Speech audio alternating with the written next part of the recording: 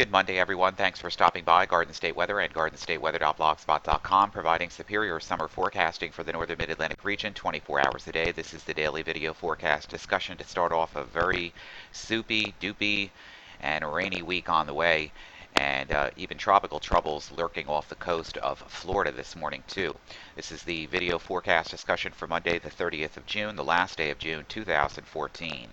This morning on the surface chart, we find generally broken ceilings across the region, a lot more clouds over the interior, broken clouds right along the immediate coast. We're expecting some of this cloud cover to scatter out with a partly sunny afternoon. Temperatures right now are in the upper 60s to the low and mid 70s. The dew points are already rising into the mid and upper 60s, making the atmosphere much more uncomfortable outside. Don't really have any major watches, warnings, or advisories here, but for the Chesapeake here, we do have some advisories. These are small craft advisories until 6 p.m. this evening, and that's for winds about 18 to 33 knots within the small craft advisory area of the Chesapeake. And of course, the National Weather Service is talking about the heat index, which is likely to exceed 100 degrees in much of the Interstate 95 corridor towards Philadelphia tomorrow afternoon. And this is also going to be providing some thunderstorms do not occur until after 2 o'clock. So the heat index would briefly reach 105 in portions of the Delmarva Wednesday afternoon. And since this is expected to be mainly a one-day heat advisory, the episode of watch has not been issued this morning. However, the heat index on Thursday should remain under advisory criteria due to more cloud cover and expected heavy rains. We're expecting bands of thunderstorms to produce pockets of poor drainage, flooding, and possible damaging winds on Wednesday afternoon and evening, and then again on Thursday into early Friday. Thereafter, we have to monitor the potential of an eventual tropical storm forming off the Florida coast and moving northeast to near the Carolinas late this week, and then off to the east off the mid-Atlantic coast. Any impacts will have to be determined by size and track. Right now, most of the model guidance is continuing it with it offshore, but we're going to keep a monitor throughout the week. Google Earth Streamlined analysis this morning shows our huge high-pressure ridge off the mid-Atlantic coast states pumping in southerly winds and moister and more humid air all the way along the east coast. Now we find cooler air rushing in on northeast winds around the backside of the high, and this developing surface low here, this tropical or subtropical low developing off the coast of Florida this morning. That's pumping in northeast wind, a chillier air mass, and more precipitation right along the east coast of Florida. Latest morning pass of the visible satellite imagery this morning shows some cumulus clouds to our north and west, and some of this debris from showers over the Poconos into northwestern New Jersey, north and west of 78 here, continues throughout the northwestern half of New Jersey. But there's breaks in the overcast with lots of sunshine around coastal sections of Monmouth, Ocean, and Cape May counties in New Jersey, and also down towards Camden and Salem, Gloucester, and Hunterdon counties in northwestern and central and southwestern New Jersey. The water vapor loop this morning showing the plume of relatively moist air, rising motion in the atmosphere south of the Great Lakes. This is our area that will be moving slowly in our direction by Wednesday afternoon, providing the focal mechanism for showers and thunderstorms to move very slowly from south to north along a frontal boundary that will be slow to move off the east coast until probably late Thursday night or Friday at that point. And the radar this morning is basically showing a few showers, less than 1/10 of an inch in these showers that will continue throughout central northeastern Pennsylvania into central southern New York State this morning before they move further away to the north and east. It should be a mostly dry day right here across the New Jersey, New York, Philadelphia metro area.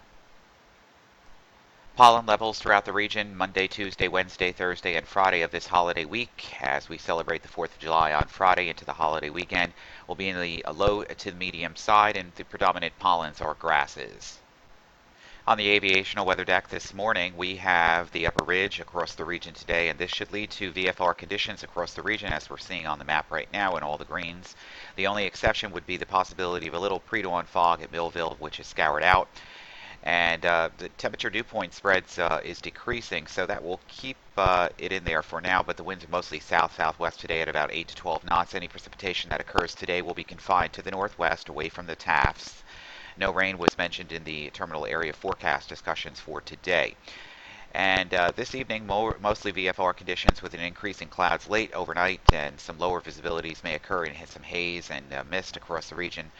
And the outlook right now for Tuesday, VFR scattered to broken clouds out of about 5,000 feet, summer-like day, south-southwest wind, gust to 20 knots during the afternoon. A thunderstorm may cause some brief MVFR or IFR conditions at night. Tuesday night through Friday, restrictions to IFR and bands of showers and drenching gusty thunderstorms. Otherwise, VFR scattered or broken at or about 5,000 feet. Highest chance for restrictions would be late Wednesday and then into Thursday into Friday. Morning surface chart from weatherroanoke.com. A digital atmosphere software shows a little bit of light rain here across the Poconos into southeastern New York. High pressure ridge off the coast pumping a south to southwest flow. Here's a developing frontal structure here with a tropical or subtropical system developing here off the coast of Florida, which we showed you on satellite and streaming wind chart earlier this morning and just a few minutes ago actually. And southwesterly winds continue ahead of this cold front now, making its way to the west across just west of the Great Lakes region. And this will be a slow mover in our direction, probably not passing off the coast. And there could be some kind of interaction between this system staying around the Carolinas and veering out to sea as the cold front pushes east off the coast on Friday. The early start of Friday for the 4th of July looks a little stormy, and we'll see if we can trend this to move more seaward with time and improving conditions with high pressure and dry conditions for the rest of the holiday weekend. But we're going to take a look at that in just a moment. NamWRF composite reflectivity forecast going into the future from Penn State's eWall site shows those showers, instability clouds, partly to mostly sunny, some cirrus later in the afternoon, cumulus also. Typical summer-like conditions, south to southwesterly winds, basically temperatures in the 80s today, away from the water, temperatures in the 70s right along the immediate coast with an onshore flow, or basically not an onshore flow, but a sea breeze effect kind of over the ocean fronts there from Monmouth down to Cape May, and also central and southern Long Island coastal waters as well. Basically, we're looking at disturbances moving well ahead of the cold front, which will be stalling over the region as it weakens across the region. Now, the biggest day would be Wednesday afternoon as showers and thunderstorms move through the region. Some of these showers and thunderstorms will contain very strong gusty winds and also very drenching downpours. Temperatures will be in the middle 90s on Wednesday afternoon. And basically, we could be looking at one-day heat wave here, plenty of midday sunshine. Storms erupt during the afternoon, very unstable air mass, and that means the weakening cold front approaches. The lapse rates are large, above 700 millibars, so there remains the threat for just basically heavy downpours and basically elevated thunderstorms as well because the cap is so high in the atmosphere. By the time we get to Thursday, the cold front basically stalls out across Pennsylvania. We still get some leftover convection in eastern Pennsylvania, northern New Jersey, and this is where we could find some very heavy downpours on Wednesday afternoon and Wednesday evening. Surf zone forecast for the New York waters. Surf height about 2 to 3 feet. Surf temperature around 70 degrees on the west side here. Lightning risk none. UVI index very high today. Central Long Island from Robert Moses State Park out to probably Cupsog Beach. Surf height about 2 to 3 feet. Surf temperature again near 70. Lightning risk none. Ultraviolet index very high. Sunscreen is a must. And from the east end here all the way out to Hither Hills State Park, surf height about 2 to 3 feet. Temperatures a little cooler in the mid 60s. Lightning risk none. UVI index very high. For the New Jersey beaches, partly sunny today. Temperatures upper 70s. South winds 5 to 10. Seas around 2 feet. Surf temperature about 71. UVI index high at 9. There's a low risk of rip currents today. Never swim alone. Always use a flotation device and swim in guarded areas. Lightning threat none today. The next high tide at Atlantic City will be at 10:19 this morning, and low tide at 4:08 this afternoon.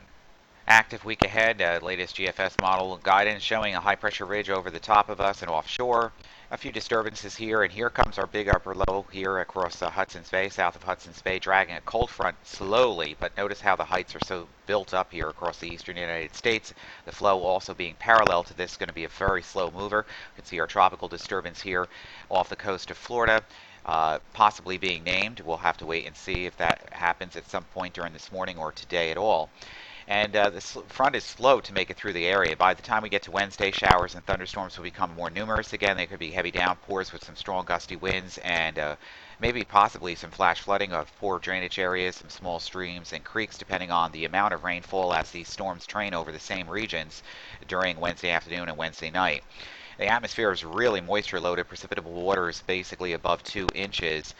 So plenty of rain. It will be ongoing here by the time we get to Wednesday night and Thursday morning. And then, of course, we're watching and monitoring this whole trough axis here moving off of the east coast with also our cold front moving off the East Coast on Friday, Thursday night, and Friday morning, possibly being slowed up by our tropical disturbance now off the Carolina coast.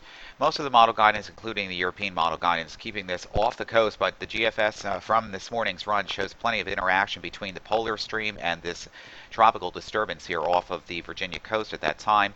Could be dealing with some moderate to heavy rain still across the region on Friday, although the latest model guidance continues to hedge towards a drier forecast for Independence afternoon and then partly cloudy skies for Independence Day night. But however, if this disturbance continues to be a little further to the west, it slows up the frontal boundary and has an interaction with the frontal boundary, then more rain will be evident, as this is showing here, during the afternoon on Friday and Friday night before the system eventually just pulls off of the southern New England coastal waters with plenty of moderate to heavy rain across the Cape and ports of eastern Long Island and out towards southeastern Massachusetts and that area as well. High pressure then builds in across the region, and this looks like the rest of the holiday weekend is going to be dry and seasonable. Temperatures a little cooler on Saturday in the 70s, rising back into the 80s, which is near seasonal again by Sunday.